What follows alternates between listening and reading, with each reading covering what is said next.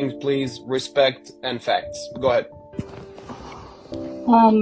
So a couple of facts. I'm American, I'm Jewish, my family lives in Israel. I just lived in Israel for the last 4 months. I got back 2 weeks ago. You dodged the bullet there. Literally. So what I think everyone who's never been to Israel and to Palestine don't really understand. You don't really understand until you go to the territories around the West Bank and around Gaza, and you're close up and you see the wall, and when you see the surveillance, and when you see cameras pointed towards the settlers, just a couple, and then you see thousands of cameras pointed towards the West Bank and to Palestinians, and those cameras are pointed into their homes, like not just the streets, not the public areas, straight into their homes, into their backyards, on their rooftops. I mean, until you see it, and you see that there are, on the checkpoints, there are autonomous weapons loaded and ready to shoot someone based on video footage, and that those autonomous weapons are pointed on one side. Like, I don't think people understand what occupation means.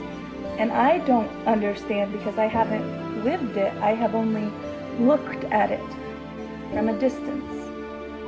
But what I can imagine is if you're a child and you're growing up knowing that the country that you live in hates you and that they are willing to kill you, having never met you in their life based on just a video image, that the facial recognition and the surveillance and the high degree of technology and spyware that they have guarantees that they could pick off Hamas members one by one without ever blanket bombing Palestine.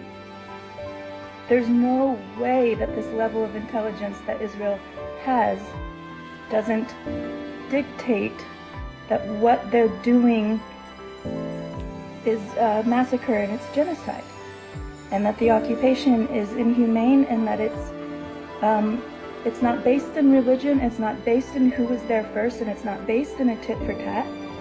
It's white supremacy, and it's dictatorship, and it's power and control and humiliation of a people who have nothing to do with the hostages taken and the people who were brutally murdered. Because yes, that is horrible. Those are my friends. Like, those are people I know. Like, I still have a family member who's missing, and we're giving DNA trying to figure out where they are. We don't know if they're dead or alive. But then also I have Palestinian friends who don't have water, who have for years and years now lost loved ones and children, and have given birth at checkpoints, and who have been humiliated and dehumanized under an occupation and an apartheid, that if you are a child who grows up in that, why would you not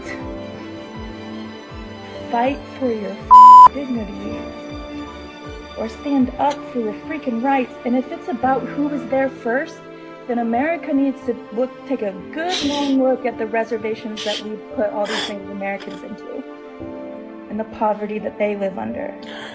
If it's this land belongs to whoever was here first, then we have a big reckoning to do.